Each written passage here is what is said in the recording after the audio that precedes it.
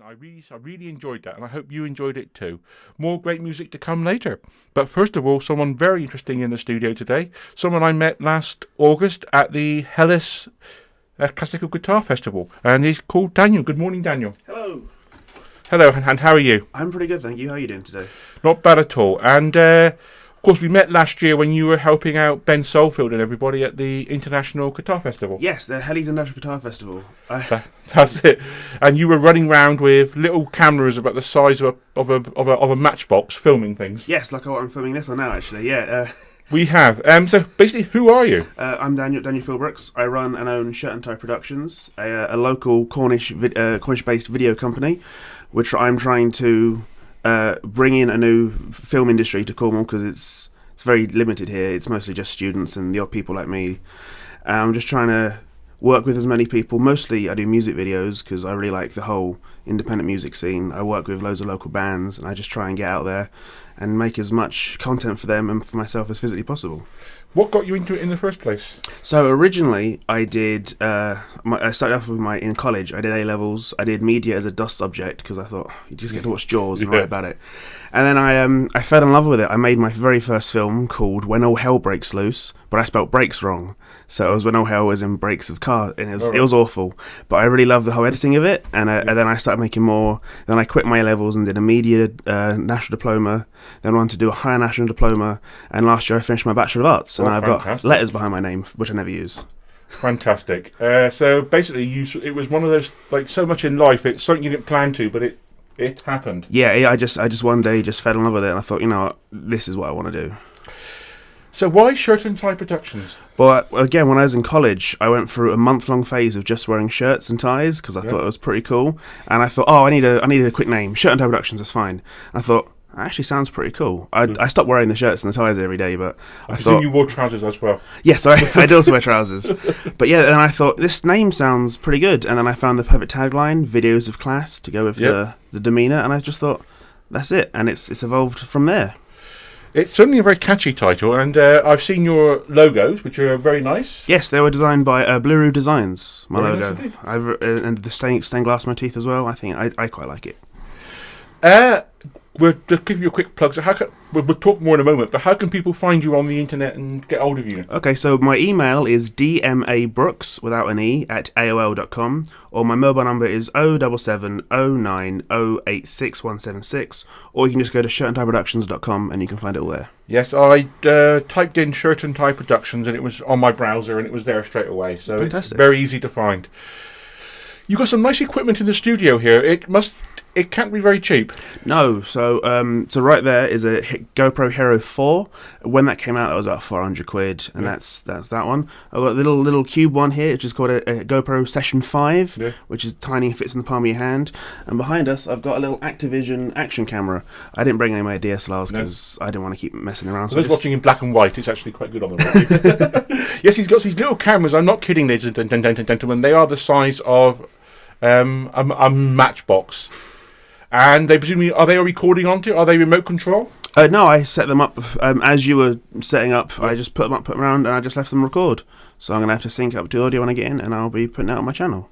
How long do they record for? They've got about a record time of 2 hours, with if the battery holds out. Well, the point I'm getting is obviously that you've got professional equipment. Yes. Oh, yeah. I've got an arsenal of professionalised equipment, which I've been collecting ever since college. Do you sort of buy this new? Or do you sort of pick it up as and when? Most of it I've got new. My new 600, my 60D, I got second hand, but I got a good deal on it, and it's completely working, and it's beautiful. Is there a lot of behind the scenes hardware? Like, I noticed you walking around with your tablet there. Yes, so I use an Apple iPad Mini as the screen for these. So obviously, the cameras are so small they don't actually have screens. So I synchronize them I have one synchronized to my phone and one to my tablet, and I can adjust the aperture and the ISO and all that on the iPad and just let it record. But quite often when I'm filming concerts, people are like, "Stop texting." I'm not. I'm the video guy. I'm just setting up. I'm honest. I'm not actually on Facebook. I'm actually setting the aperture. So it's you probably spend more time setting up and dismantling than you do actually working. Yes, if I'm filming an event, I will just leave my cameras to record, and I'll just run around with my shoes off at the concert, making sure they're still recording. If I'm filming a concert or event, most of the work is in post, syncing it all up to the audio, cutting it together, color grading it. If I'm filming an actual music video where I'm actually directing on the set, then it's more sort of making sure that this camera's lined up, make sure the actors go, and I've got to keep an eye on the camera. How much recording do you make that you actually use? Well, quite interesting. I always like, when I film with 4 or 5 cameras, I quadruple the amount of footage. So I've got an hour concert becomes then 4 hours of footage, which I then have to synchronize and make it the hour-long piece. I can imagine you spend a lot of time in post-production as well. Yes, that's my favourite part. Yesterday I was on set with a band called O Magister, and a friend of ours. He was the director of photography. He became my cameraman, and I'm just going to do it all in post because he's more. It was all about measuring the distance from the set to make sure everything was focused, and I trusted him more than myself to make sure the measurements were precise. And I would rather just take all his really really high def footage and just cut out myself.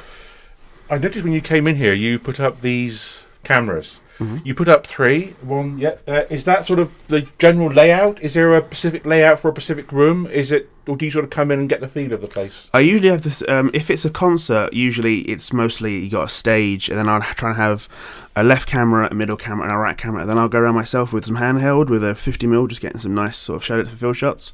But for this, it's just 2 in front, 1 behind. So we have a camera each, and then we have a 2-cam to cut in between. Is this the sort of stuff that they teach? Is it how to set up the cameras and stuff like? Well, in my course, most of it was, the first year was mostly how to use the equipment, and then it was mostly, right, now you know what to do. For the next month, you haven't got to come in, just go and make something and show us at the end. So a lot of, it was mostly not going into uni, but going somewhere else to do the work, like on set, getting people involved, getting actors involved. How is it? I mean, when obviously living in Falmouth, we see the students out and about from Tremo, and you see them doing photographs. Is there a stage when you are trying to find something different to do than everybody else, or are you sort of doing it from a different perspective? Well, everyone does it starts off doing the same sort of thing. Like every student, myself included, does a documentary about student life. Yeah. I did one when I was 2015. Everyone goes through it, but then you got to try and think of something a bit more different to do. And Falmouth is a beautiful place to shoot, but you don't want to just take pictures on shoots of the scenery. You've got to put something in front of the scenery. So the scenery is a gorgeous backdrop, but there's not much substance. Then you've got to think, right, what can I lay in front of this? What can I use this for? How can I make this beautiful thing match what I want? How difficult is it to get people to film? I mean, you want to do something, presumably you have an idea in mind, and you say, "Excuse me, sir," or "Madam, I want to film you."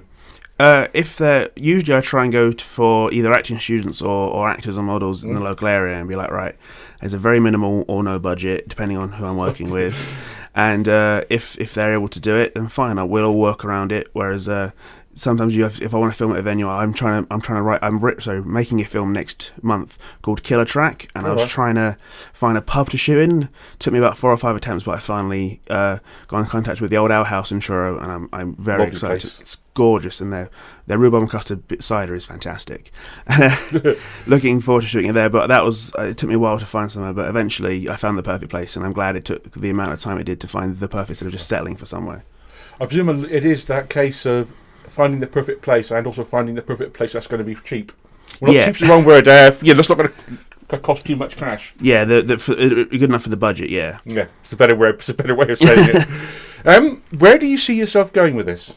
Eventually, I want to, by the year 2020, I want to be able to just have enough video work to sustain myself. I want people to know the name Shadow Productions, not like, oh, those guys. Just go, oh no, I've heard of them somewhere. I don't want to be like, famous. I just want people to have heard the name somewhere in the back of their mind. Do you see you up there in Hollywood, or the equivalent of Hollywood? I did say that I want to be in the room at the 100 Oscars. Don't mind if I'm nominated, or I probably won't be, but I'd like to at least be in the room, which has got 10 years to do that. That's not bad, presumably if you were there legally or not, it doesn't matter. Even if I'm just a seat filler, that's the game, just to be in the room. Presumably, who are your heroes? Heroes. I'm quite fond of Seth MacFarlane. I like his satirical writings and his ideas of taking things and thinking, what if he just did it with like a talking dog or like a sitcom in space? Just I like just turning things on their head a little bit.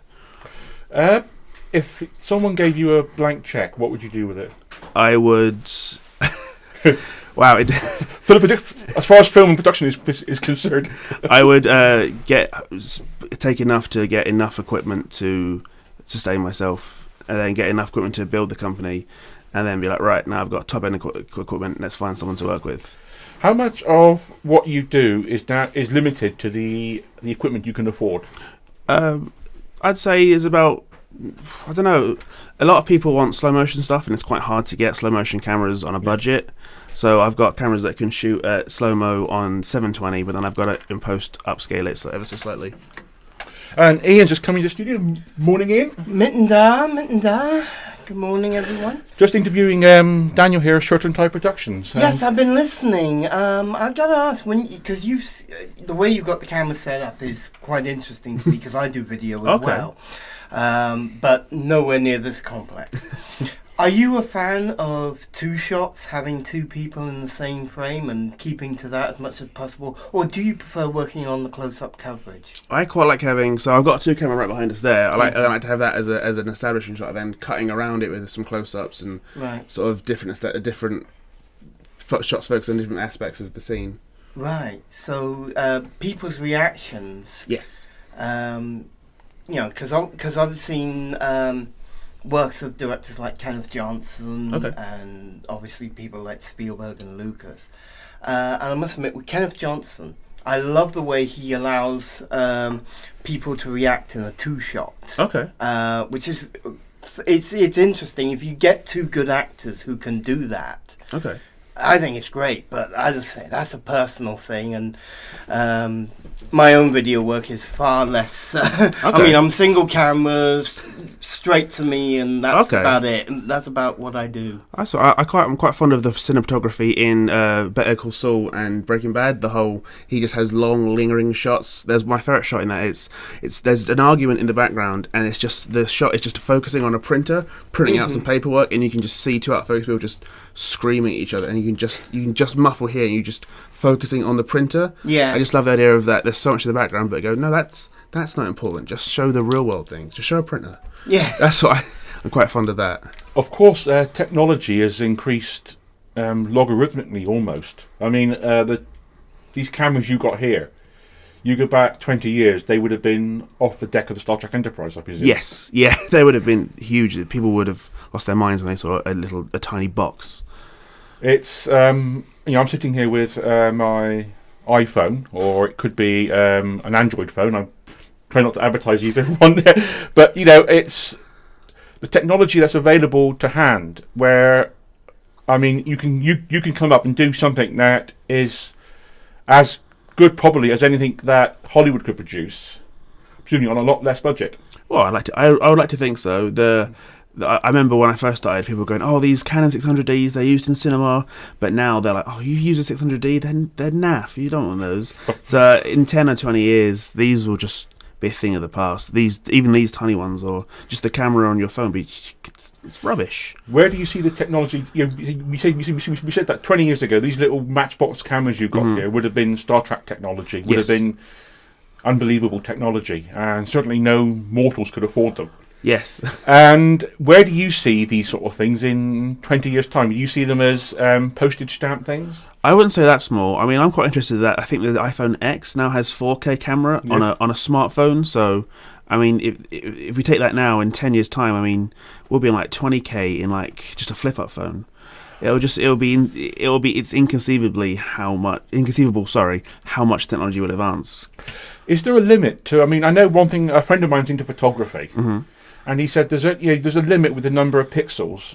Beyond that, it gets a bit silly. He said. Well, eventually, yeah. I mean, you don't want, if everything's too high res, then it'll just be awful to look at. You'd be able to see the pores in people's skin. You don't want that. Well, he said to me, I don't know what he's got, and he's probably listening now, going, "I told you it's a so-and-so camera." And I said, "Well, why don't you have a?" He said, "A lot of it's down to lenses and things as well, and the quality of the." Yes, yeah. A friend of mine said you want to marry your lenses and date the camera body. So when there's a better body out, sell that, get the new one, but you want to keep the lens because the lens is what makes the shot. Yeah. So well, we've got a few more minutes left. Who would you say is the one who's inspired you the most? Probably my old lecturer, Ali Wallace, and my other lecturer, Pete Delaney. No Hollywood people, just the people who sat me down and go, you can do this, but you've got to think about it and actually do it. None of this, just watching a film and going, oh, that George Lucas is great. The real people I've interacted with in my film industry. Well, do you want to give out your contact details again, please? Yes, of course. So it's DMA Brooks without an E at AOL.com. My mobile number is 07709 086 176, or I've got a landline 01872 270 742, or just go to shirtandtieproductions.com and you can find it all on there. Yeah, as I said just now, if you just go into open up your browser and go to Shirt and Tie Productions, you come across it straight away. Fantastic. Well, thank you very much, Daniel. It's a lot of time to have you in. Thank you for. I know you had some fun getting in this morning. Yeah, I had a falling out with the train ticket machine. I kept missed the first train because I kept putting it in. It kept going. No, you're not getting that train down. Well, Ian's our train expert. Okay. Oh yeah, I've been up and down that line more times than I care to remember. Well, thank you very much, Daniel. Where can people see this video? Are you putting this up on? They're all on my YouTube, which is found through my website, and they're also all on my website. But it's a bit more complicated. You've got to drop down menus and it's boring. Well, I look forward to viewing it and going, oh my god, I'm not that ugly. And I will send you a copy of the audio of this show, and you can play around with it. Fantastic. Thank you very much. Coming in, Daniel. More than welcome. Well, thank you. Thank you. Right, that was, of course, Daniel Philbrooks, Shirt and Tie Productions. If there's any of those details that you've missed, email me on studio@thesourcefm.co.uk, and I will send them to you.